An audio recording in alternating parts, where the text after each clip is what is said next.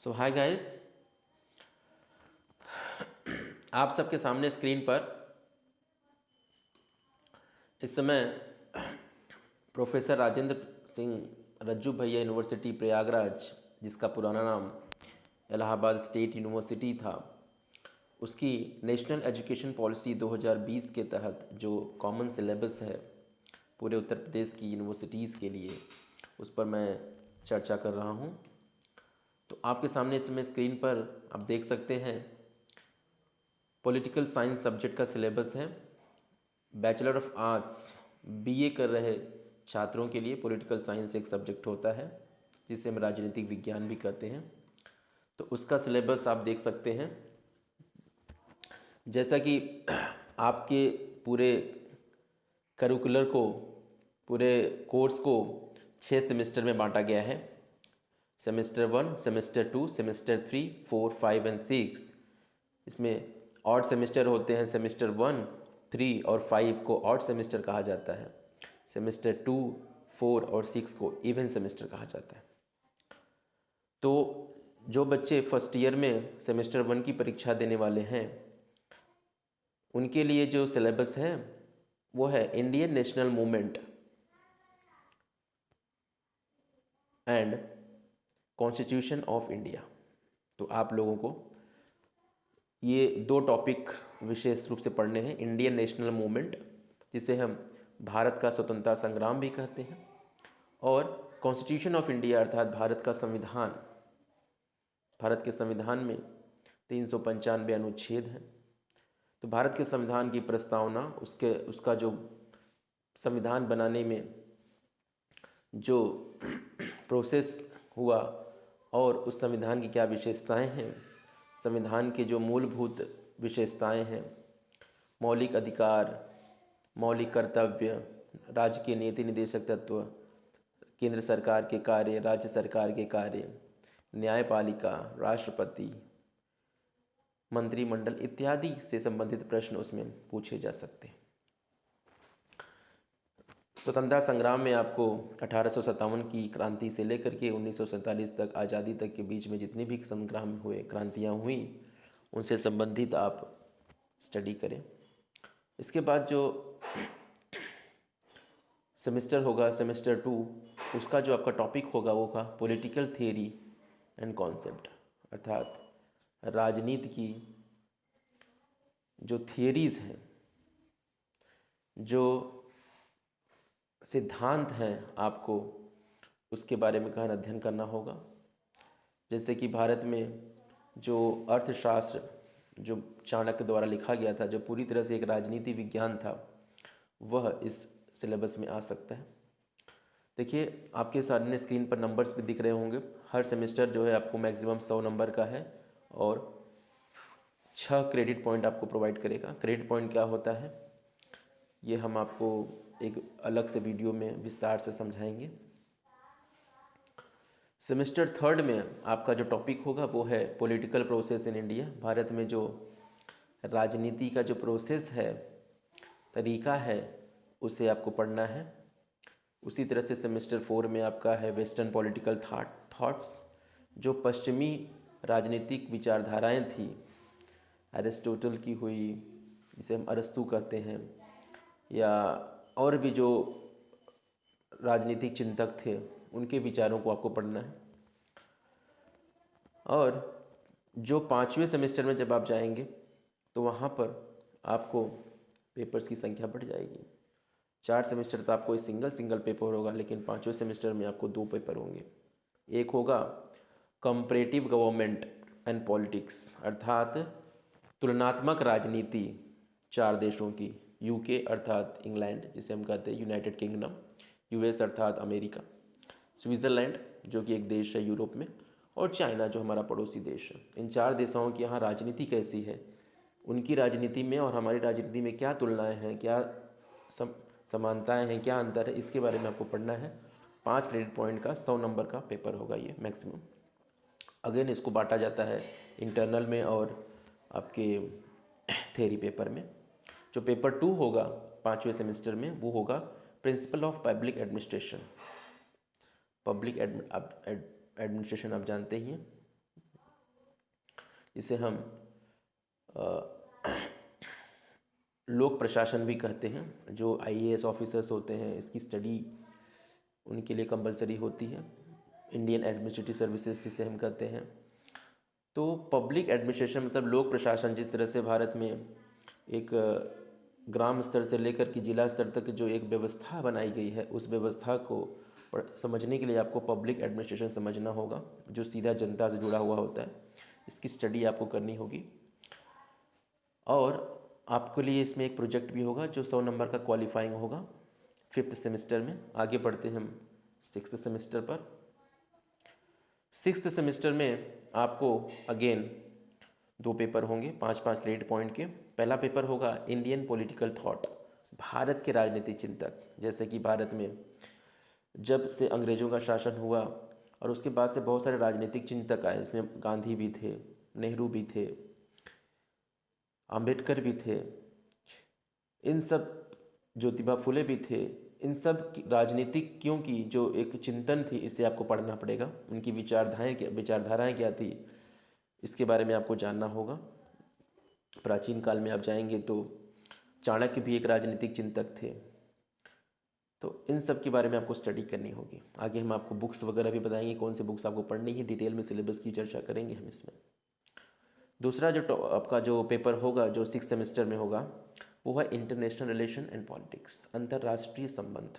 भारत के अमेरिका के साथ संबंध क्या है, भारत के चीन के साथ संबंध, भारत के पड़ोसी देशों के साथ संबंध, पाकिस्तान, बांग्लादेश, श्रीलंका इत्यादि देशों के साथ भारत के जो संबंध है, जो संयुक्त राष्ट्र में भारत की जो स्थिति है, उसके बारे में आपको पढ़ना होगा।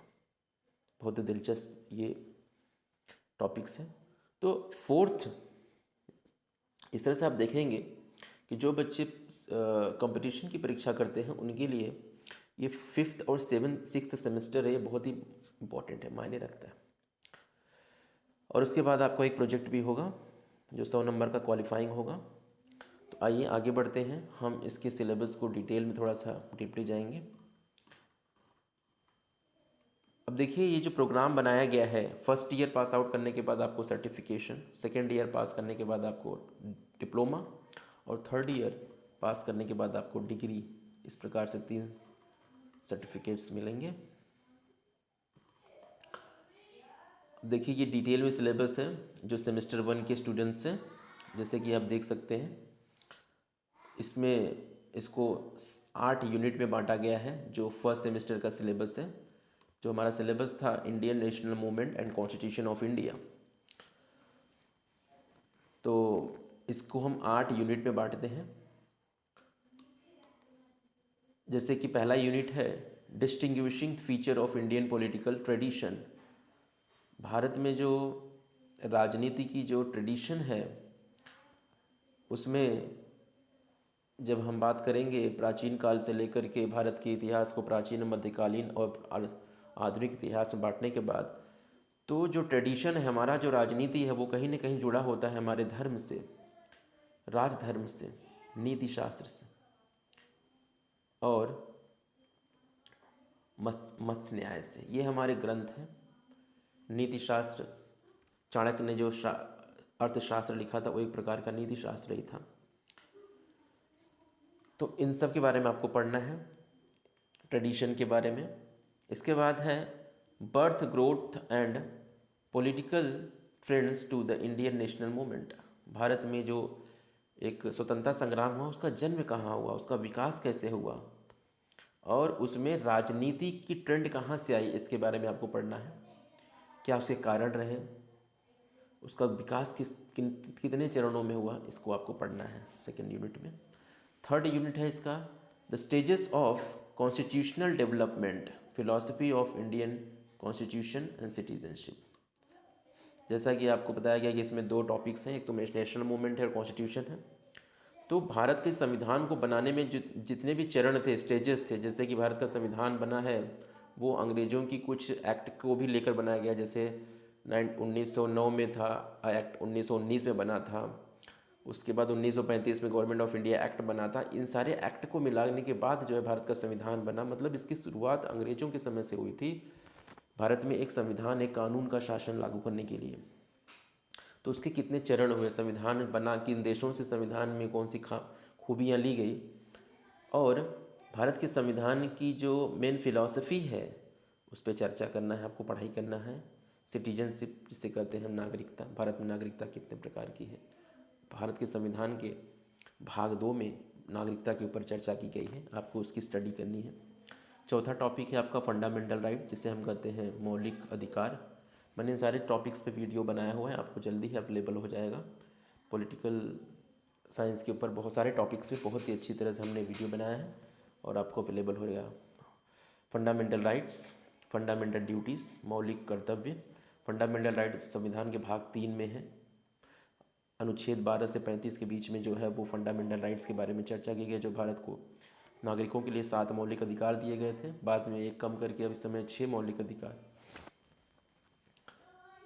इसके साथ फंडामेंटल ड्यूटीज़, संविधान की अनुच्छेद 51 क में मौलिक कर्तव्यों के बारे में चर्चा की गई है। Directive principle of state policy, इसको हम DPSP भी कहते हैं, कि राज्य के नीति निर्देशक तत्व संविधान के भाग 4 में इसका वर्णन किया गया है। तो इसके आगे हम पढ़ेंगे जो 5वां हमारा यूनिट है, इसमें है history of conflict between the fundamental rights and directive principles, concepts of basic structure of constitution. देखिए, जो मौलिक अधिकार दिए गए हैं और राज्य के लिए भी कुछ तत्व निर्धारित किए गए हैं कि राज्य को कैसे कार्य करना है। तो कभी कभी जो है डिस्प्यूट्स होता है कि राज्य को कार्य करने में मौलिक अधिकार बाधा बनते हैं। जैसे कि अभी फ़िलहाल हमने बात किया कि राज्य ने लागू किया एक आधार जिसे हम UIDA कहते हैं, जो हमारा यूनिक आइडेंटिफिकेशन अथॉरिटी है। आधार लागू किया राज्य ने कि इससे सब्सिडीज़ वगैरह और लोगों की आइडेंटिटी के लिए काफ़ी लाभ मिले। लेकिन फंडामेंटल राइट्स में लोग चले गए सुप्रीम कोर्ट कि यह लोगों की निजता के अधिकार का हनन है, क्योंकि हमारी व्यक्तिगत जानकारी को, हमारे फिंगरप्रिंट्स को लिया जा रहा है।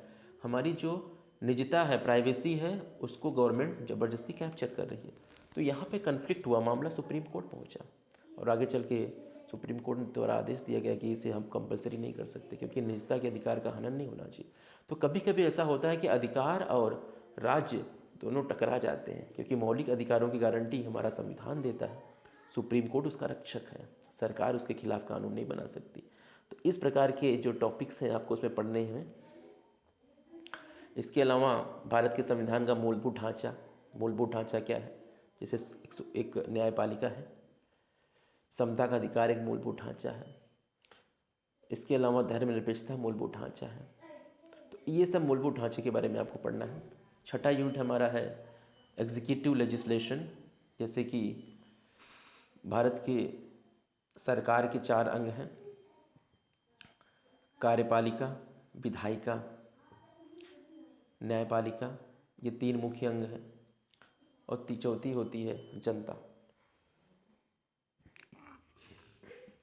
तो कार्यपालिका और विधायिका के पावर और उनके फंक्शंस, कार्यप्रणाली आपको पढ़ने हैं। इसके अंदर आपको राष्ट्रपति, प्रधानमंत्री, लोकसभा के स्पीकर, लोकसभा, राज्यसभा, इन सभी के बारे में आपको जानकारी लेनी है, पढ़ना है। इसके साथ ही साथ राज्य सरकारों में governor, chief minister, विधानसभाएं, Vidhan Parishad, इन सब के बारे में आपको पढ़ना है छठे यूनिट में। 7वें में न्यायपालिका है। न्यायपालिका के कितने भाग हैं भारत में? सुप्रीम कोर्ट, हाई कोर्ट, जिला न्यायालय। इस प्रकार से न्यायालयों का जो जितने भी विभाग हैं उनको आपको पढ़ना पड़ेगा। इसके साथ न्यायपालिका की शक्तियाँ क्या हैं, सुप्रीम कोर्ट, हाई कोर्ट की शक्तियाँ क्या हैं, संविधान के किस अनुच्छेद में इनका वर्णन है, ये सबको आपको पढ़ना है। और 7वें यूनिट में आपकी है, 8वें यूनिट में पढ़िए, राज्य और केंद्र के बीच के जो संबंध हैं जिसका वर्णन संविधान में भी दिया गया है, इसे पढ़ना है। इसके अलावा ट्राइबल एरिया के लिए स्पेशल जो प्रोसीजर हैं वो पढ़ने हैं आपको। और सबसे अंत में है आपको इलेक्शन कमीशन ऑफ इंडिया की शक्तियों के बारे में पढ़ना है, उसके फंक्शन के बारे में पढ़ना है। जो चुनाव आयोग है देश का, जो एक संवैधानिक निकाय है जो 5 वर्ष में एक बार चुनाव कराता है, ग्राम सभा से लेकर के लोकसभा तक के चुनाव कराता है, उसके शक्तियों के बारे में आपको पढ़ना है। आपको बुक्स अगर पढ़ने हैं तो बुक्स की लिस्ट दी गई है। अब्बास एच आलम की जो है एक बुक है जिसका नाम है इंडियन गवर्नमेंट एंड पॉलिटिक्स। इसके बाद आप डी बसु की पढ़ सकते हैं, introduction to the constitution of India. UPSC की तैयारी करने वाले बच्चों के लिए ये मस्ट होती है, लगभग सभी बच्चे इस बुक को ज़रूर पढ़ते हैं। और बहुत सारी बुक्स की लिस्ट दी गई है, आप उसको देख सकते हैं, पॉज करके स्क्रीनशॉट ले सकते हैं। लक्ष्मीकांत की जो भारत की राज्य व्यवस्था है, ये मेरी फेवरेट बुक है, इसको भी आप पढ़ सकते हैं। भारत के राज्य बहुत ही अच्छी तरीके से इसमें आपको भारत के संविधान को एक अच्छी मतलब बहुत ही सिस्टमेटिक तरीके से समझाया गया है। एम लक्ष्मीकांत की भारत की राज्य व्यवस्था, ये सारी बुक्स हैं जिसको आप पढ़ करके ये सारे टॉपिक्स को क्लियर कर सकते हैं। सिलेबस को अपने ध्यान में रखना है, फोकस में रखना है। इसके बाद हम आगे बढ़ते हैं सेमेस्टर 2। सेमेस्टर 2 में हमारे पास जो ब्रीफ टॉपिक्स हैं वो हम देख लेते हैं। यहाँ पर आपके टॉपिक्स को 8 सब टॉपिक्स में बांटा गया है। आपका मेन जो टॉपिक है पॉलिटिकल थियरी एंड कॉन्सेप्ट्स, जो राजनीति की थियरी है, थियरी का मतलब आप समझते ही। तो राजनीति विज्ञान क्या है, what is the political science, उसकी प्रस्तावना, उसकी परिभाषा, उसका नेचर क्या है, उसका मेथड क्या है, और अन्य विज्ञान के साथ इसका संबंध क्या है राजनीति विज्ञान का, इसे आप पढ़ना पड़ेगा आपको। इसके अलावा इसके अप्रोचेस क्या हैं। जो राजनीति विज्ञान है वो हमारे साथ इतिहास से किस तरह से जुड़ा हुआ है, इसके ट्रेडिशंस क्या है, historical, sociological, philosophical, nominative, modern approaches, behaviour, post behaviourism, इस सब के बारे में आपको पढ़ना है सेकंड टॉपिक में राजनीति विज्ञान के। इसके बाद हम आएंगे आगे स्टेट। स्टेट का मतलब होता है राज्य, जो सरकार होती है उसे हम राजनीति विज्ञान में राज्य शब्द से परिभाषित करते हैं। राज्य मतलब कोई प्रदेश नहीं होता, राज्य मतलब राज्य, केंद्र की सरकार भी राज्य कहलाती है। राज्य मतलब होता है स्टेट। राज्य का अर्थ होता है the government which makes the rules. So what is the definition of the elements. Origin इसकी थेरीज के, divine theory, force theory, social contracts, evolutionary theory. देखिए मार्क्सिस्ट थियरी, कार्ल मार्क्स की थियरी भी आपको पढ़नी पड़ेगी। Function of the state, idealistic theory, liberal theory, socialist theory and welfare theory. तो राज्य, कितने प्रकार के राज्य होते हैं ये आप जब पढ़ेंगे तो आपको पता चलेगा कि जैसे सोवियत संघ एक प्रकार का साम्यवादी देश था, तो सोशलिस्ट थियरी आपको पढ़नी है। वेलफेयर थियरी, भारत में जो राज्य है वेलफेयर होगा। वेलफेयर का अर्थ होता है जो मानव कल्याणकारी राज्य होगा। भारत के संविधान में इसका वर्णन है कि भारत लोक कल्याणकारी राज्य से वेलफेयर स्टेट कहा जाता है, जिसमें सरकार लोक कल्याणकारी नीतियाँ बना करके जनता को सीधा फायदा पहुँचे। जैसे भारत में मनरेगा है, पीएम किसान योजना है, इन सब योजनाओं के द्वारा लोगों का भला किया जाता है। आइडियलिस्टिक थियरी है। लिबरल थियरी, लिबरल का अर्थ होता है कि जहाँ जो मतलब खुला मार्केट होता है, लिबरल पूरी तरह से। दुनिया ने जब ग्लोबलाइजेशन हुआ तो एक लिबरलिज्म आया, तो लिबरल थियरी आपको पढ़नी है।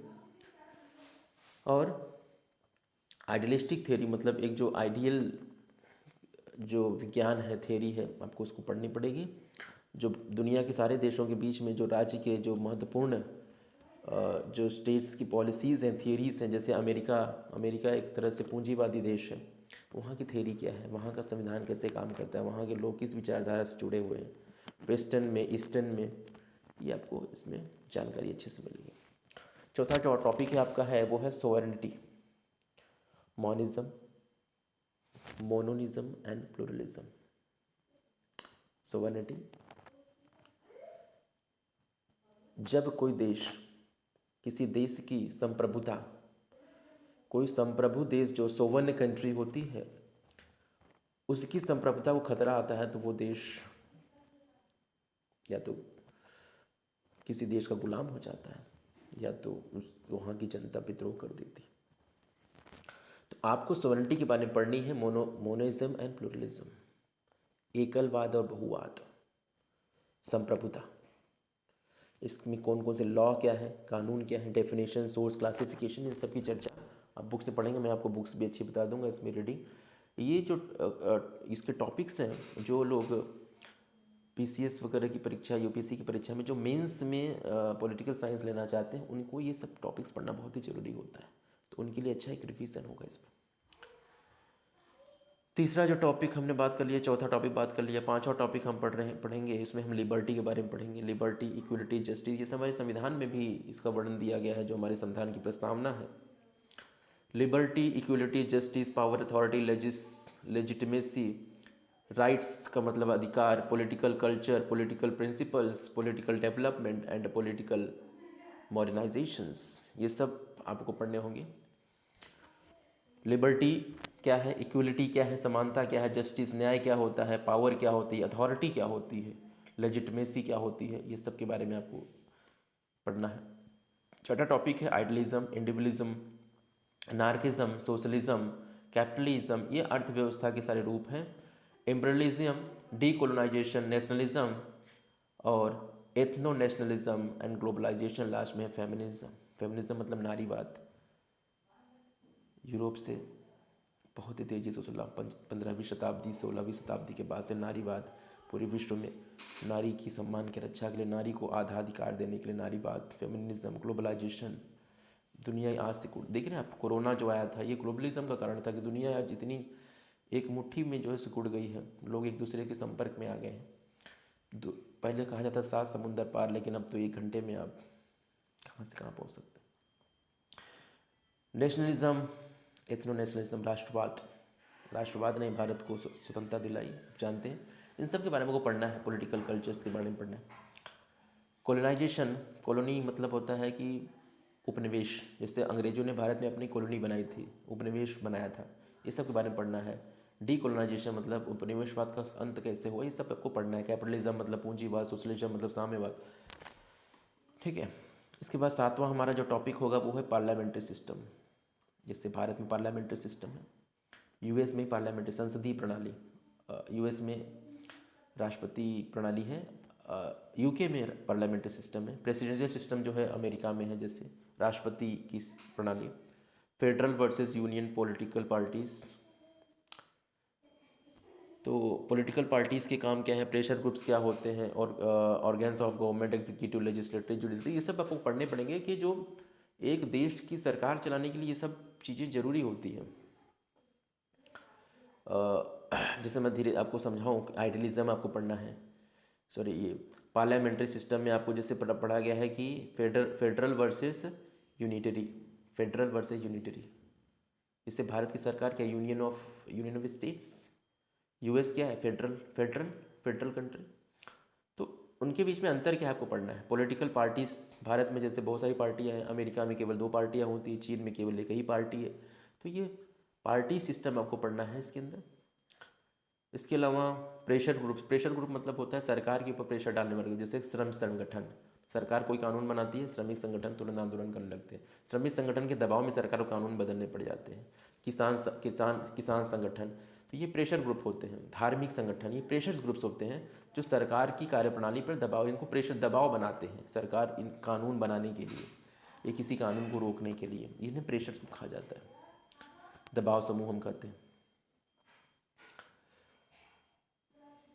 इसके अलावा गवर्नमेंट के एग्जीक्यूटिव के भाग, भारत की जो कार्यपालिका है उसके कौन कौन से ऑर्गन्स हैं, मंत्रिमंडल होते हैं, बहुत सारे विभाग होते हैं, इनके बारे में आपको पढ़ना जरूरी है। और लेजिस्लेचर का मतलब विधायिका, संसद, राज्यसभा, लोकसभा, विधान परिषद, विधानसभा, इन सब के बारे में पढ़ना है, जिसको हम आप ऑलरेडी ऊपर पढ़ना है। और लास्ट में है आपका जुडिशरी, न्यायपालिका, न्याय के कितने प्रकार, ये सब आपको पढ़ने हैं। और 8वां टॉपिक है आपका कॉन्स्टिट्यूशन, संविधान, कॉन्स्टिट्यूशनम, डेमोक्रेसी, लोकतंत्र क्या है, टोटलिटेरियनिज्म क्या है, public opinion, social justice, secularism, decentralisation and post modernism, ये सब आपको टॉपिक से पढ़ने हैं। जो बुक्स मैं इसके लिए आपको रीडिंग के लिए प्रेफर करूँगा, प्रिंसिपल ऑफ पॉलिटिकल साइंस जो है AC कपूर की, आप पढ़ सकते हैं। मेरी जो फेवरेट है OP गाबा की है, an introduction to the political theory, आप इसे भी पढ़ सकते हैं, जिसे मैं रीड करता हूँ, OP गाबा की introduction to the political theory.